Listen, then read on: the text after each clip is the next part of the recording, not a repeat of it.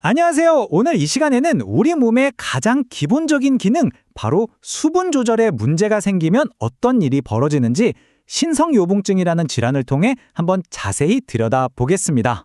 이런 상상 한번 해보실래요? 물을 마시고 또 마셔도 절대 채워지지 않는 갈증. 몸은 계속해서 물을 달라고 아우성인데 그 어떤 걸로도 해결이 안 되는 거죠. 이게 바로 오늘 우리가 살펴볼 신성요봉증 환자들이 매일 겪는 고통스러운 현실입니다. 아주 간단히 말해서요, 우리 몸의 수분 관리 시스템이 고장 난 거예요. 뇌에서는 계속 물 아꼈어 하고 신호를 보내는데 신장이 그 명령을 그냥 무시해버리는 상태라고 생각하시면 됩니다. 자, 그럼 첫 번째 파트, 이 끝없는 갈증의 역설, 우리 몸속에서 도대체 무슨 일이 벌어지고 있는지부터 한번 알아보겠습니다. 신성요봉증은요, 크게 두 갈래로 나눌 수 있어요. 하나는 태어날 때부터 유전적으로 문제가 있어서 생기는 선천적인 경우, 또 다른 하나는 살면서 다른 병이나 어떤 약물 때문에 생기는 후천적인 경우죠. 사실 후천적인 경우가 빈도로만 보면 더 흔하게 나타납니다. 자, 이 도표를 한번 보세요. 되게 흥미로운 점이 보이죠? 선천적으로 타고나는 경우에 무려 90%가 X연관 유전 방식인데요. 이게 무슨 뜻이냐면 X 염색체를 통해 유전된다는 거예요. 남성은 X 염색체가 하나뿐이라서 이 유전자에 문제가 생기면 바로 병으로 나타나기 쉽거든요. 그래서 주로 남성에게서 많이 발견됩니다. 나머지 10% 정도가 성별과 상관없이 나타나는 방식이고요. 이제 이 질병의 진짜 핵심, 그 메커니즘을 한번 들여다보겠습니다. 우리 몸의 이 정교한 수분 조절 시스템이 도대체 어떻게, 왜 고장나는지 그 과정을 한번 따라가 보죠.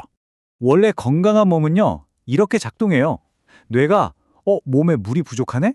하고 감지하면 ADDH라는 열수를 쫙 내보냅니다. 이 열쇠가 신장 세포에 있는 VER 수용체라는 자물쇠에 딱 맞으면 아쿠아포린-E라는 수문이 활짝 열리면서 소변으로 빠져나가려던 물을 다시 몸 안으로 싹 끌어들이는 거죠. 정말 완벽한 시스템이에요.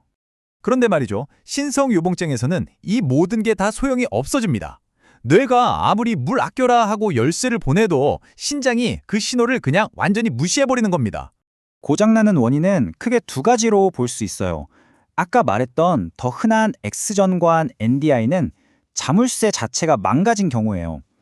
열쇠는 있는데 들어갈 자물쇠가 고장난 거죠. 반면에 드물게 나타나는 상염색체 NDI는 자물쇠는 멀쩡한데 수문 자체가 고장나서 열리지 않는 경우고요. 결국 물이 줄줄 새어 나간다는 결과는 똑같지만 고장난 부품이 다른 셈입니다. 후천적으로 생기는 경우는 원인이 정말 다양해요.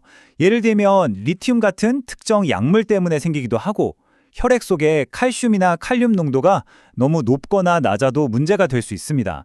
그 외에도 여러 만성 신장 질환들이 이런 문제를 일으키기도 하고요. 자, 그럼 이런 복잡한 메커니즘이 고장나면 실제 환자들의 삶은 어떨까요? 이제 세포 수준의 이야기에서 한 걸음 더 나아가서 이 병이 한 사람의 인생에 미치는 영향을 한번 들여다보겠습니다. 선천성 NDI를 갖고 태어난 아이의 삶은 그야말로 태어나는 순간부터가 도전입니다. 신생아 때는 엄청난 양의 소변을 보고 몸에 열이 나고 아무리 달래도 울음을 그치지 않죠. 영아기에는 살도 잘 안 찌고 반복되는 탈수 때문에 뇌 손상 위험까지 있습니다. 좀 더 커서는 극심한 갈증은 물론이고 밤낮으로 소변을 가리지 못하거나 심지어 과잉 행동 같은 문제로까지 이어지게 됩니다. 여기서 정말 흥미로운 특징이 하나 있는데요. 자료를 보면 환자들이 그냥 물이 아니라 유독 차가운 물을 찾는 경향이 뚜렷하게 나타난다고 해요. 이게 단순히 시원해서라기보다는 어떻게든 몸의 수분 균형과 체온을 조절하려는 우리 몸의 필사적인 생존 신호 같은 거라고 볼 수 있겠죠. 자, 이제 이 보이지 않는 병의 암호를 풀어볼 시간입니다. 의사들은 도대체 어떻게 이 병을 찾아내고 진단하는 걸까요? 여기서 아주 중요한 질문이 나옵니다. 증상은 비슷한데 과연 문제가 신호를 못 보내는 뇌 때문일까? 아니면 신호를 못 받는 신장 때문일까? 이걸 어떻게 구별할 수 있을까요? 바로 바소프레신 부하 검사라는 게 그 답을 알려줍니다. 인공적으로 만든 ADH, 그러니까 그 열쇠를 환자에게 직접 줘보는 거예요. 만약 뇌가 문제였다면 이 열쇠를 받아서 소변이 진해지겠죠. 하지만 신성요봉증 환자는 어떨까요? 열쇠를 줘도 자물쇠가 고장났으니 아무 반응이 없겠죠. 소변은 계속 묽은 상태 그대로일 겁니다. 이게 바로 결정적인 단서가 되는 거죠.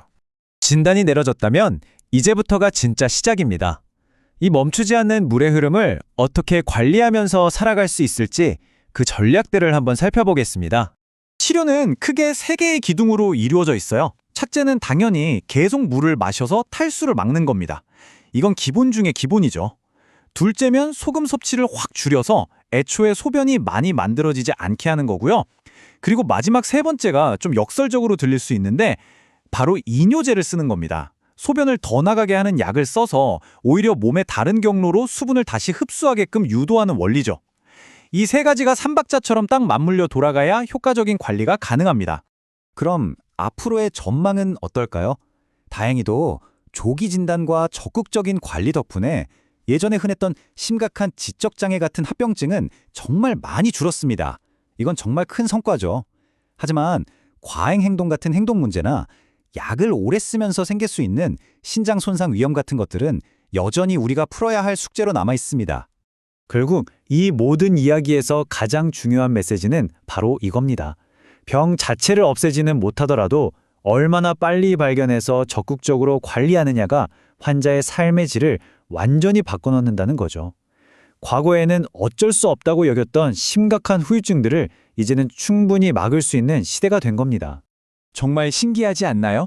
우리 눈에 보이지도 않는 이 작은 단백질 하나가 고장났을 뿐인데 물을 마신다는 인간의 가장 기본적인 행위의 의미가 완전히 뒤바뀌어 버립니다. 어쩌면 이 신성 요붕증이라는 병은 우리 몸속에서 매 순간 조용히 일어나고 있는 수많은 기적들을 우리가 얼마나 당연하게 여기고 살았는지 다시 한번 돌아보게 만드는 것 같습니다.